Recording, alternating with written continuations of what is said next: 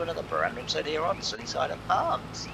How are we all doing? Hope you're all having a good day. My day is going very well, thank you. And as you can see, we are busy in the last field of wheat that we've got to harvest, and then comes the barley.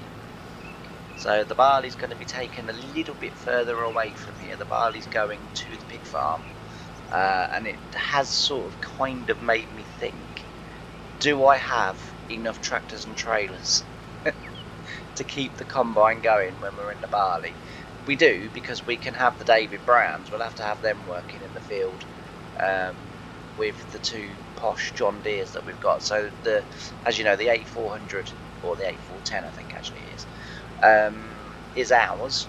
We have now purchased that tractor, but the 7810 is a hire tractor, but again, it's a tractor that I might well be interested in myself. And then we've got obviously from the last episode, we've got our two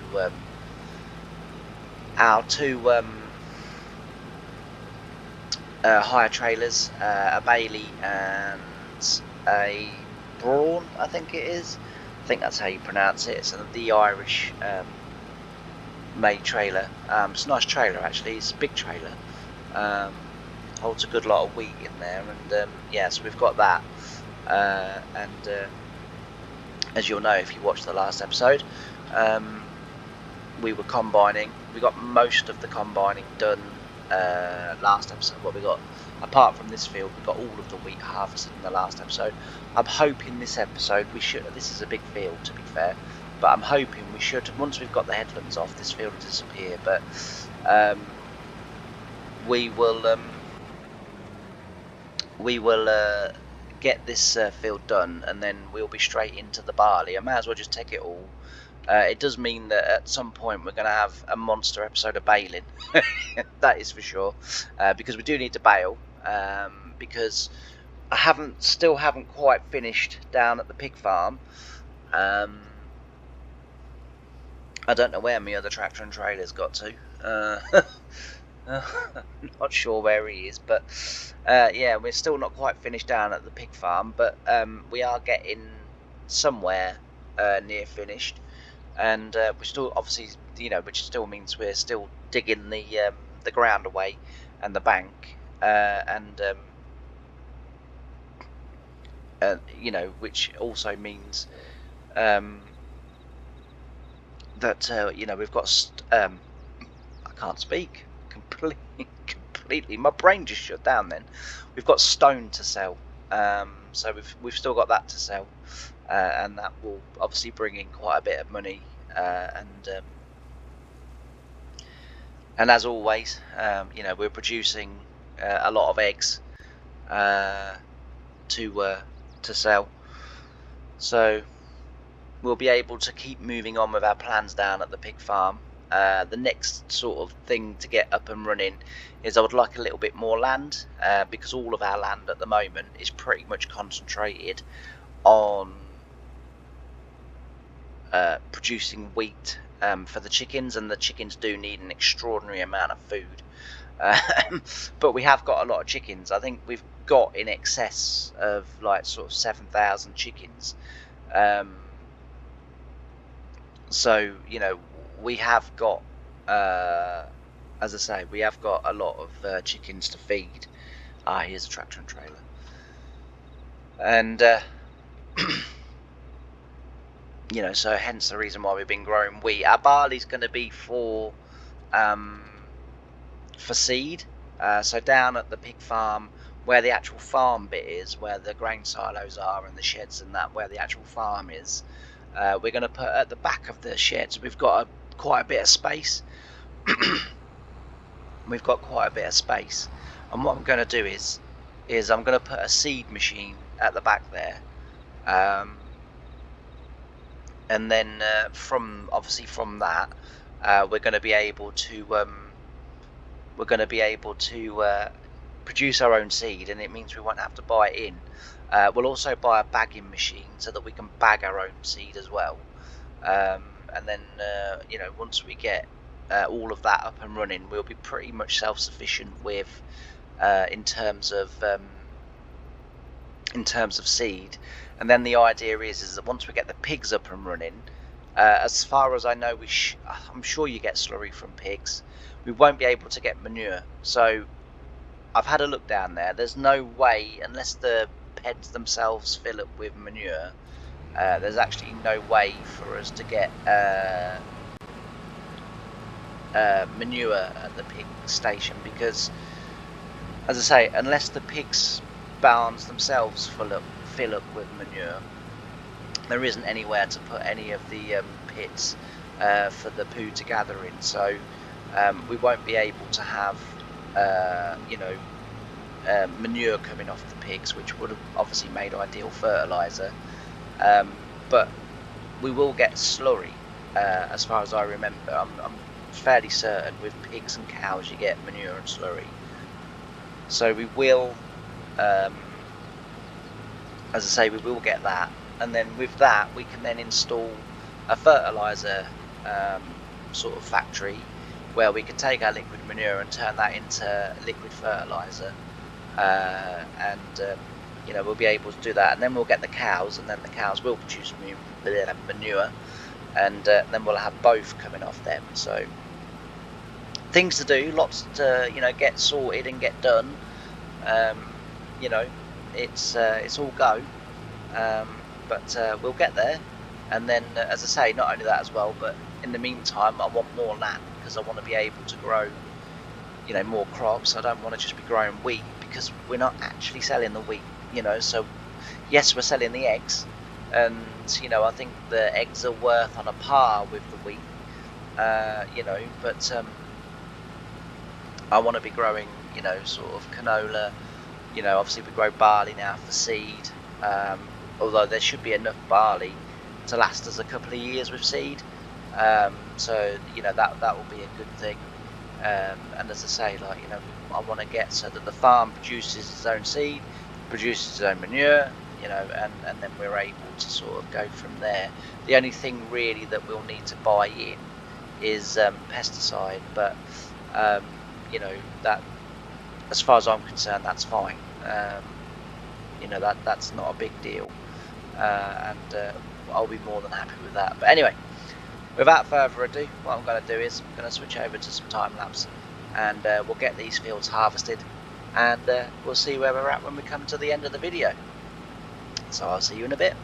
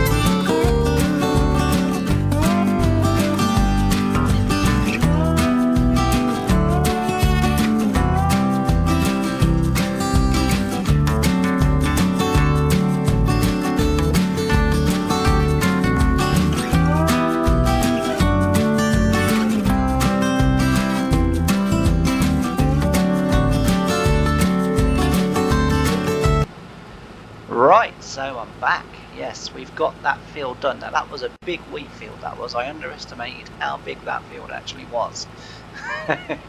But we're in the barley now, so we've only got 3 fields. We've got this one and then the one directly in front beyond this field that you can see at the top of the screen there, and then there's one a little bit further around. You've got to go back down the road. We'll have to put the header trailer on for that one because I don't think we'll get down the lane that you go down to get to that field, so we'll have to, as I say, we'll have to put the header trailer on for that one. But I must admit I was very naughty for doing this in real life. If we were sort of fields were back to back, and you'd get to the first field, I'd drop the header trailer off and then think, do you know what, I can sneak down the road and get there. Only one time, but then the one time I'm thinking of, I did sort of take the Michael a little bit, because I had to sort of come out of the field and then get to a junction, go over a junction, and then the field was probably, I don't know, probably about a quarter of a mile down that road, and because it was like back roads, I sort of thought I can make that. And I got to the junction, and when I got to the junction there was a car the other side of the junction wanting to come straight over, and a car coming from my right wanting to turn down the road I was on, and there I was with this huge bloody great Claas headers junction, and they all just kind of looked at me and sort of threw their hands up as if to say, what the TF? And I was like, yeah, alright, my bad. I thought I could get down there, so I had to reverse quite a long way back down the road to get to the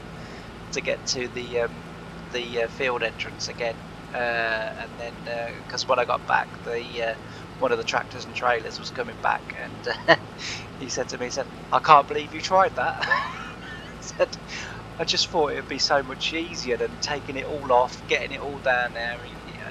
He said, I'd put it on if I was you, mate. Because if that had been a copper, he said you would now be you'd now be in trouble. So as it was, I ended up having to take it all off anyway and get it down there. But yeah, that was the only time I ever got caught out. I did it lots, but that was the furthest I ever tried to take it with the header on the combine. I didn't try to take it sort of very far. It was usually field just backed on, and you had to go onto the road and then get past and then come into the entrance of the other field, like was when I would sort of normally do it. But yeah, naughty, I tried to go a little way with it, because the plan was, you see, I was going to get down there. I was then good, because there was a block of about 9 fields there, and the plan was to go up there, harvest those 9 fields, get one of the tractors to unhook the trailer, get him to go down and fetch my header trailer. Or even kind of like, you know, at the end of the day or in the morning when I take the truck up to the combine with the air compressor and stuff like that on to blow it all out and get it all greased up, ready for the day. Sort of the other side of the thinking was, well, I could use the truck to bring the header trailer up here. I thought it's not a problem, because I could drop the compressor off, go back, get the trailer, and then come back and then just swap everything over, sort of thing. Like, so I'd sort of, in my own mind, I justified it. Not only had I justified it, I'd also worked out how I was going to make it work. But yeah, so I got caught out. But it was pretty, I mean, I did meet cars on other times that I did it, but there was usually enough room on the side of the road to 2 people there that have had a liquid lunch. But yeah, so I did normally get it, you know, so that I didn't get caught out, and I was able to crack on with my day. But anyway, as I say, we'll get these 3 fields done hopefully in this episode as well, just depending on time really, and then the next episode we've obviously got some baling to do, and we've also got some other jobs to do as well. You know, once we get the baling done, obviously we'll have to collect the bales as well, and then start getting the fields ready for next year.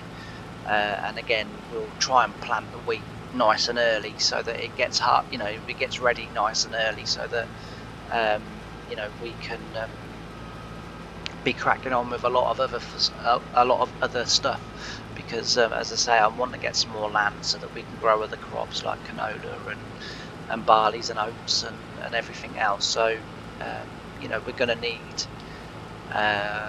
need to be nicely in front. I also, you know, want to carry on growing sugar beet, and I also want to start growing at some point potatoes and excuse me, and stuff like that. So you know, we're going to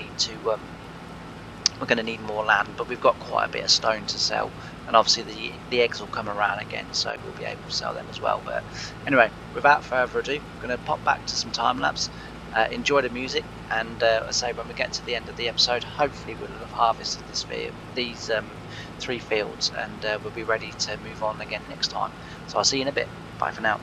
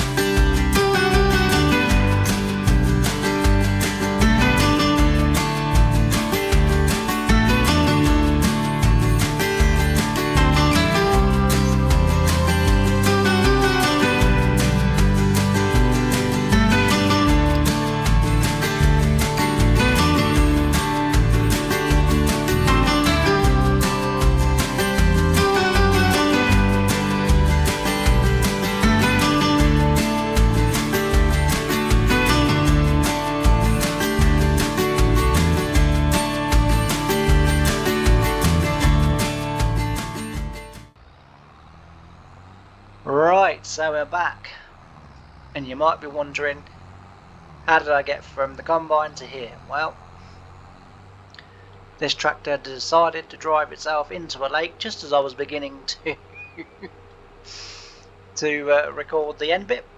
So we've swapped jobs, and I thought I'd press record when I started driving the course up here, and then I was tipping, looked in the top right of my screen and realised I wasn't recording. So that's how we got from the combine to here, but and we'll just make our way back now. But yes, it's it's been an interesting session again, playing with auto drive. Honestly, the mod is brilliant in its sort of conception and idea. In reality, it's downright blooming annoying and very frustrating. But there we go. And as I've said before, I keep it all in as well, you know, like when they crash into me and that. I know it probably doesn't look that great, but, you know, I've said before, you know, I think it was sometime last year, a lad in the village where I live who watches my videos said, you know, I just don't understand how when, you know, you're using sort of course play and auto drive, how it's always so perfect for you and it doesn't crash and it doesn't this, that, but with me it crashes. And so I said to him, I said, all right, I said, I'll tell you what I'll do. I said, from now on, I won't edit it out. And he sort of looked at me and I said, yeah, I said, it happens to us all. I said, it's just that, you know, we edit it out. That's all we do. And I've taken a wrong turn here, so that's pretty good. I said, yeah, that's literally, I said, all that happens. I said, it still happens to all of us lot as well. I said that, you know, do farm sim videos. I said, the difference is we just edit it out. I said, like, so you don't see it. So I said, therefore you see that it looks perfect. I said, but it's not actually perfect. Lord knows where I am, you know. I can't believe I've taken a wrong turn. I actually genuinely have no idea where I am at the moment, but anyway, we'll keep driving because we're bound to come somewhere where I recognise. Oh, actually, I think this might be the bit where the animal dealership is.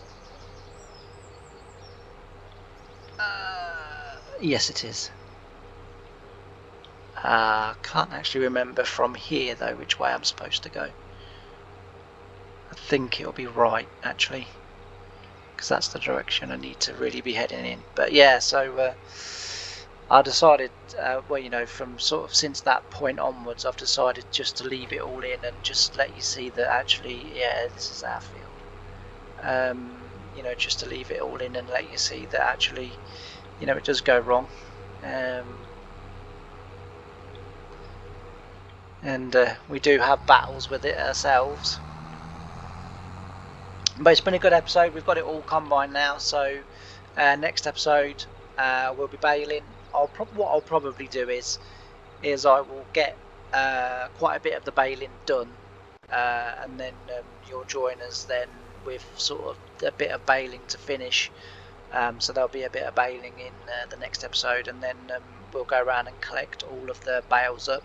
Like I've said to you before, I'm not going to go around with a forklift and a flatbed trailer collecting them all, because just no one wants to see that. I'm not very good at it, and there are mods out there that you know, kind of mean that I don't have to, you know, sort of not only put myself through it but put everyone else through it as well. So what we'll do is we will either use a ram bale stacker, you know, or we'll just use a trailer with auto load on it, because as I say, you know, I'm really not that good at it, and there's going to be a lot of bales out of these fields because these fields are quite big. I don't mind sort of doing it on 1950s with the grass fields because they're not that big and the baler doesn't produce that many bales from them. So, you know, I sort of kind of don't mind it from there a little bit, but yeah, it's not going to be pleasant to watch it on here. So yeah, we'll just you know, we'll just do it as efficiently as we can. But anyway, right, what I'm going to do is I'm going to end the episode here. and then I don't know why this farm has become very laggy. I'm not sure why that is. But yeah, so I'm going to end the episode here, and then we'll get the combine and stuff back, and our lovely vintage tractors. Because the farm is rapidly growing and the machinery is getting bigger, I'm still going to keep my classic tractors because I really love my David Browns. It's what I started farming on all those years ago, what I started learning on.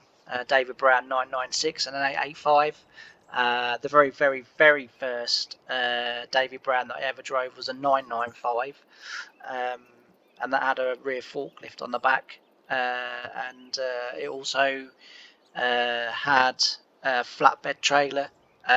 We used to have that, so we used to have the forklift up, attach the trailer, and then the trailer would go around with the tractor, and we used to collect flour pallets with it. And that was when I was 8 years old, while my mum was flour pulling, and David, who she worked for, he used to let me drive the tractor up and down the field with the boxes on, and I used to get out. I say I was only 8 years old. I used to get out, lay the boxes out, and then get back in the tractor and then drive a bit further forward, get out, lay the boxes down, and you know, at the end of the week you get paid sort of £30-40. I thought I was a king. I was 8 years old. I was able to buy all the Britain's tractors that I wanted with my week's wage, and it was absolutely fantastic. And we used to then in August we used to go up and or late July, sort of August, we used to go up then and bag all the bulbs up, and do the pallets that way, and and in the yard I'd be reversing the tractor and trying to. I wasn't very good at 8 years old. To be fair, I'm not very good at 44 years of age. No, I am. I can reverse a tractor and trailer now. But yeah, so that's where I learned. So I won't be getting rid of these David Browns. Yes, we're moving more modern and we're gradually going up. But as I say, these David Browns aren't going anywhere. This one, yeah, I don't have such an affinity with Ford, to be fair, although David did have a 7810 Ford, actually, to be fair. It's what they used to do a lot of the ball planting with. That was a two-row ball planter that they had, and that's what they used to pull it with. Now they're retired, but and their sons didn't take over, but when I was working on the first farm, John Deere's was what they had, and the farm had gone very modern. And like me, he didn't get rid of none of the David Browns. And occasionally, when there's when there's like vintage tractor rallies and stuff like that on in the village, he'll sort of pop round to mums and say to me, do you want to come and drive one of the David Browns for us? And I would be like, yeah, that'd be great. So if I get asked to do that this year, I'll film it this year, because I've obviously got a phone now that's capable of doing that, so I'll film it. But anyway, thanks ever so much for watching. I've really enjoyed having your company. If you've liked this video, why not hit the thumbs up button? If you like me, you like the channel, you like what I do, try and keep it realistic. I'll keep the little bits and pieces in just to make people laugh, because it's always nice to have a laugh and just to lighten your day a little bit. But if you do like all that, why not smash that subscribe button, and I'll see you in the next episode. Bye for now.